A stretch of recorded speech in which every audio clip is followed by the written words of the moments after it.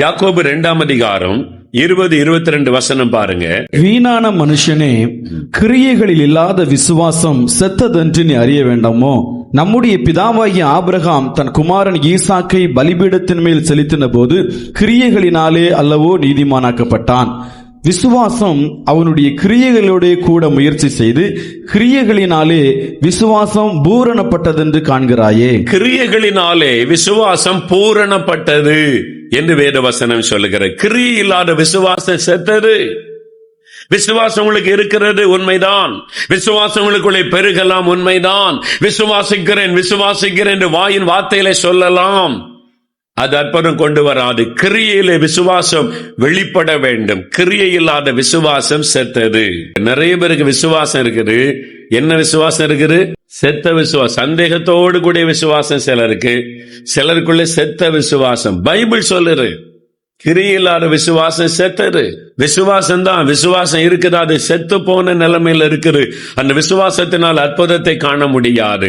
அப்ப கிரியையிலே விசுவாசம் வெளிப்படும் போதுதான் அற்புதம் நடைபெறும். பேங்க்ல பணம் இருக்கு, உங்ககிட்ட செக் இருக்கு, என்கிட்ட செக் இருக்கு, பேங்க்ல பணம் இருக்கு, சொல்லிக்கிட்டே இருந்தீங்கன்னா உங்க தேவை சந்திக்கப்படுமா? என்ன பண்ணணும்? செக்கில் கையெழுத்த போட்டு பேங்க்ல கொடுத்து அதை மாத்தணும். கிரியையில நீங்க போய் எடுக்கணும். பேங்க்ல இருக்கும், செக்கு உங்ககிட்ட இருக்குது.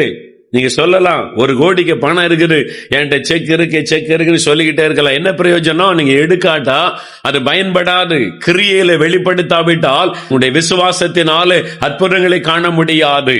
அப்ப கிரியையில வெளிப்படுத்துவதுன்னா என்ன? எப்படி வெளிப்படுத்தி ஆண்டவரிடத்தில் இந்த அற்புதத்தை பெற்றுக் கொள்ளுவது? நல்ல கவனிங்க. உங்களுக்கு விளக்கமாய் சில அற்புதங்களை வைத்து சொல்லி நாம் ஜெபிக்க போகிறோம். முதலாவது ஒரு அற்புதம் பாருங்க. பரிசுத்த மத்தேயு எழுதின சுவிசேஷம் 8ஆம் அதிகாரம் 8ஆம் வசனம். 100க்கு அதிபதி பிரதியுத்தரமாக, ஆண்டவரே, நீர் என் வீட்டுக்குள் பிரவேசிக்க நான் பாத்திரன் அல்ல. ஒரு வார்த்தை மாத்திரம் சொல்லும், அப்பொழுது என் வேலைக்காரன் சுஸ்தமாவான். இங்கே ஒரு 100க்கு அதிபதி இயேசுவண்டே வருகிறான். வீட்டிலே வேலைக்காரன் திமிர்வாரமாய் கிடந்து கொடிய வேதனைப்படுகிறான். இயேசு சொல்லுகிறார், நான் வந்தவனை சுகமாக்குவேன். இந்த 100க்கு அதிபதி சொல்ல, இல்ல ஆண்டவரே, இங்கிருந்து ஒரு வார்த்தை நீ சொல்லும், வீட்டில் இருக்கிற என் வேலைக்காரன் சுகமாவான். நல்ல கவனிங்க. அவனுடைய விசுவாசத்தை எப்படி வெளிப்படுத்துகிறான்?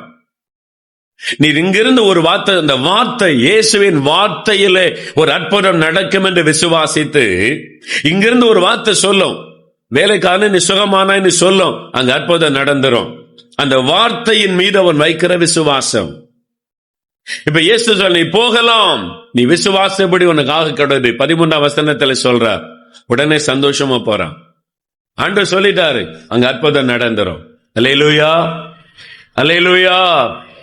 அவன் எப்படி கிரியையில வெளிப்படுத்துகிறான்? இங்கிருந்து ஒரு வார்த்தை சொல்லும், அங்கே வேலைக்காரன் சுகமாவான். இயேசு சொன்னார்.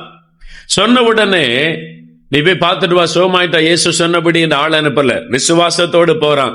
அதே நாளிகளே சுகமாகி விட்டான். அந்த வார்த்தையின் மீது, இயேசுவின் வார்த்தையின் மீது வைக்கிற விசுவாசம், அந்த வார்த்தையின்படி அவன் செயல்படுகிறான். அப்ப ஆண்டவருடைய வார்த்தை நமக்கு சொல்லப்படும் போது அதை விசுவாசித்து சொந்தமாக்கி கொள்ளணும். அந்த வார்த்தையை சொந்தமாக்கி கொள்ளணும். உம்முடைய தழும்புகளால் குணமாகிறோன்னு வசனம் சொல்லுது. நீங்க ஜெபிச்சுட்டு, ஆண்டவரே, உம்முடைய வசனத்தை நான் விசுவாசிக்கிறேன், உம்முடைய தழும்புகளால் நான் குணமாகி விட்டேன். நீங்க அப்படி சொல்லும் போது, அந்த விசுவாசத்தை அறிக்கை செய்யும் போது உடனே அற்புதத்தை காண்பீர்கள். அல்லேலூயா. அப்ப அந்த விசுவாசத்தை அவன் எப்படி வெளிப்படுத்துகிறான்? இயேசுவின் வாயிலிருந்து புறப்பட்ட வார்த்தை. இயேசு ஒரு குருடன் கண்ணுல சேற்ற பூசி சீலவங்குளத்துல கழுவுன்றார். அவன் போயிட்டே இருக்கிறான். கண்ணுல சேறு பூசி மண்ணு பூசினோடனே கேட்டிருப்பாங்க, என்னடா கண்ணுல சேரு? இல்ல, ஒருத்தர் என் கண்ணில் சேட்டை பூசி சீலவங்குளத்துல கழுவு, உனக்கு கண் பார்வை வந்துருன்னு சொன்னாரு, நான் போயிட்டு இருக்கிறேன். அடமடையா, யாருடா சொன்னது உனக்கு? சீலவங்குளத்துல எவ்வளவு நாளா நம்ம தண்ணி குடிக்கிறோம், முகம் கழுவுறோம், யாருக்கும் ஒரு அற்புதமும் நடந்ததே இல்லை. யாரோ ஒருத்தர் சொன்னதை நம்பி நீ அங்க போயிட்டு இருக்கியாக்கும், கண்ணு வந்துருமாக்கும். அப்படியா? நடக்காதா? எந்த வார்த்தையும் செவி கொடுக்கவே இல்லை. இயேசு சொன்ன வார்த்தையை அப்படியே பிடித்து கொண்டு விசுவாசத்தோடு போய் கழுவினான், கண் பார்வை வந்து விட்டது. அல்லேலூயா. இந்த வார்த்தையில விசுவாசம். சொன்னவர் இயேசு, அவருடைய வார்த்தையில விசுவாசம் கிரியையில வெளிப்படுத்தணும்.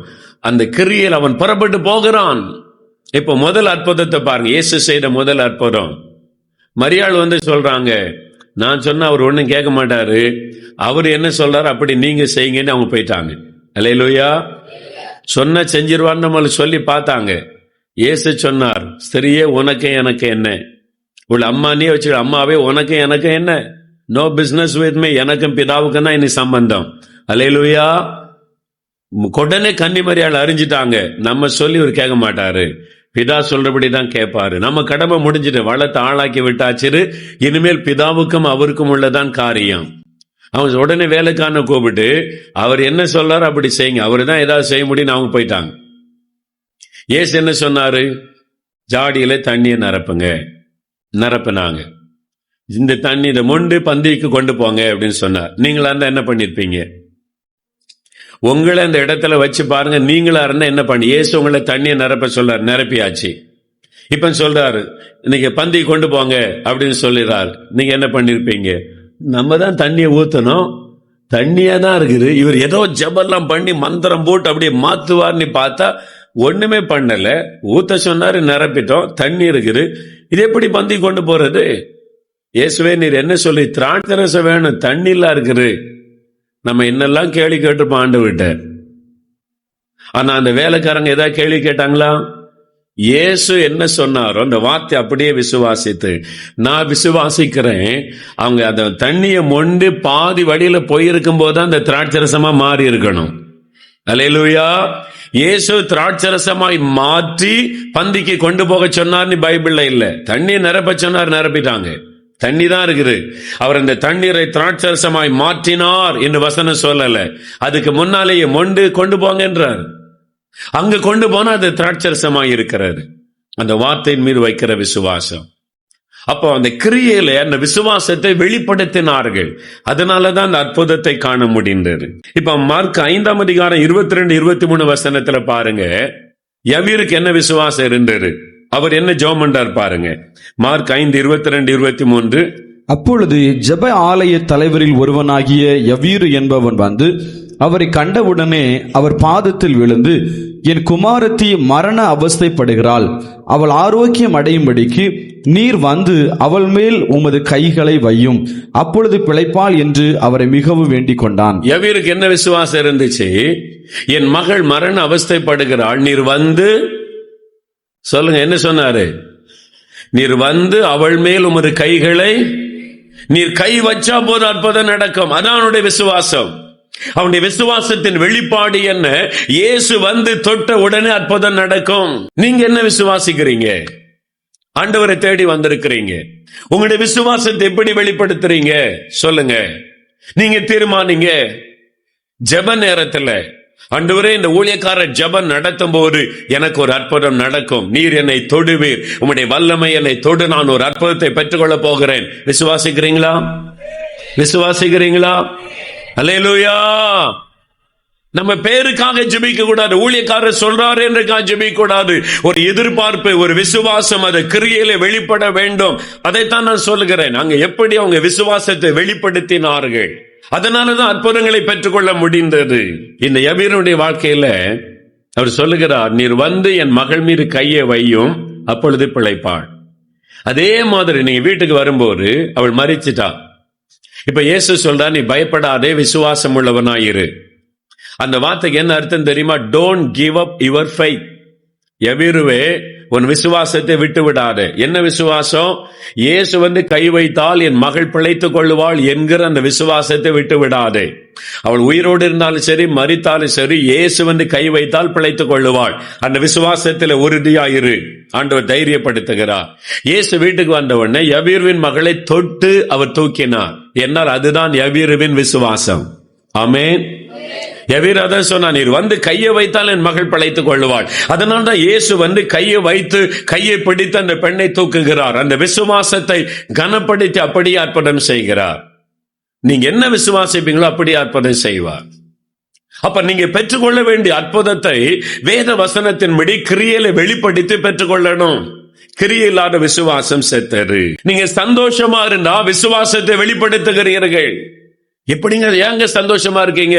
ஆண்டவர் பார்த்துக்கிடுவார். நான் ஜெபம் பண்ணிட்டு அற்புதம் எனக்கு நடக்க போகுது, என் பிள்ளைக்கு அற்புதம் நடக்க போகுது, என் பிள்ளைக்கு வேலை கிடைக்க போகுது, என் பிள்ளைக்கு திருமணம் நடக்க போகுது. எப்படி சொல்றீங்க? நான் ஜெபம் பண்ணிட்டேன், இயேசு ஜெபத்தை கேட்டார், அற்புதம் நடக்கும். அந்த வார்த்தையை ஆண்டவர் கேட்டு உங்களுக்கு அற்புதம் செய்வார். ஆமென், அல்லேலூயா. இப்ப நம்ம ஜெபிக்க போறோம். அப்புறம் நீங்க நோய்களை செக் பண்ணி பாருங்க, இல்லாம போயிடும். நோய் மறைஞ்சிரும், வலி மறைஞ்சிரும், நடக்க ஆரம்பிச்சிருவீங்க. பிரச்சனைகள் மாறி பிரச்சனையில மாற்றம் உண்டாக ஆரம்பிச்சிடும். ஃபேமிலிக்குள்ள மாற்றம், பிள்ளைகளுடைய வாழ்க்கையில மாற்றம் நீங்க எதிர்பார்க்கணும். அந்த சேஞ்சஸை நீங்க பார்ப்பீங்க. நம்ம ஜெபிக்கலாமா? ஒரு அற்புதம் உங்களுக்கு தேவைதானே? விசுவாசத்தோட ஜெபிக்கலாமா? வியாதி உள்ள இடத்துல கை வைங்க, வலி உள்ள இடத்துல கை வைங்க. வியாதிப்பட்ட குழந்தைகள் படுக்கையில யாராவது இருந்தா அவங்க மேல நீங்க கை வைத்துக் கொள்ளுங்க. இப்ப ஆண்டோடைய வல்லமை வீட்டுக்குள்ள இறங்க போகிறது, உன்னுடைய சரீரத்துக்குள்ள இறங்க போகிறது. நான் விசுவாசிக்கிறேன். இப்ப அவனுடைய வல்லமை தொடுதலை நீங்க உணர போறீங்க. நாம் ஜெபிக்கலாம். தகப்பனே, இதோ என்னோட இணைந்து ஜெபிக்கிற இந்த பிள்ளைகளுக்காக நான் ஜெபிக்கிறேன். அப்பா, நாங்கள் ஆண்டவரை உம்மை விசுவாசிக்கிறோம், உம்முடைய வல்லமை விசுவாசிக்கிறோம், உம்முடைய வார்த்தைகளை விசுவாசிக்கிறோம், உம்முடைய அற்புதங்களை விசுவாசிக்கிறோம். இந்த பிள்ளைகள் விசுவாசத்தோடு என் கூட இணைந்து ஜெபிக்கிறாங்க. நசரேயனாகிய இயேசு கிறிஸ்துவின் நாமத்தில் இப்பொழுதே அற்புத சுகம் இவங்களுடைய சரீரத்திலே உண்டாகட்டும். படுக்கையில் இருக்கிற அந்த சகோதரனை தொடும், அந்த சகோதரியை தொடும், அந்த தாயாரை தகப்பனாரை தொடும், அந்த குழந்தையை தொடும். நசரேயனாகிய இயேசுவின் நாமத்தில் வியாதி படுக்கை மாறட்டும். பலவீனப்பட்ட பாதிக்கப்பட்ட உறுப்புகளுக்குள் இயேசு கிறிஸ்துவின் நாமத்தில் வல்லமை இறங்கட்டும். அவள் எழும்பி நடப்பார்களாக.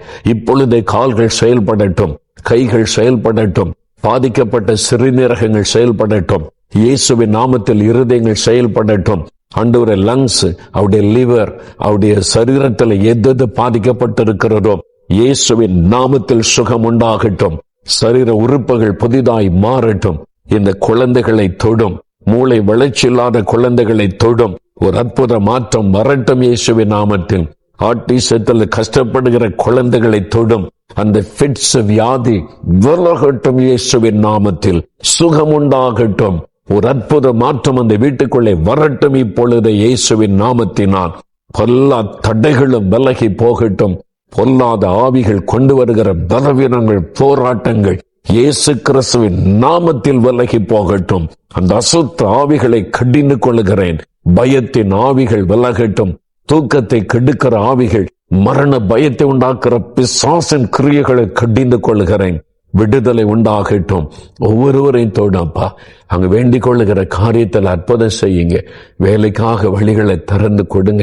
திருமண காரியத்தை வாய்க்க பண்ணுங்க. கடன் பிரச்சனையை மாற்றுங்க. அவங்க பண தேவையை சந்திங்க. அவங்களுடைய வியாபாரத்தை ஆசீர்வாதத்தை பெருக பண்ணுங்க. அவங்களை துக்கப்படுத்துகிற காரியத்தில் அற்புத மாற்றத்தை காண இன்றைக்கே ஒரு மாற்றம் ஆரம்பிக்கப்பட்டு, இன்றைக்கு ஆரம்பிக்கட்டும். அவருடைய மனசில் இருக்கிற பாரம் எல்லாம் மாறட்டும். ஒரு சமாதானம், சந்தோஷம், ஆசீர்வாதம் வரட்டும். இயேசு கிறிஸ்துவின் நாமத்தில் அவளை ஆசீர்வதித்து ஜெபிக்கிறேன் பிதாவே. ஆமேன், ஆமேன்.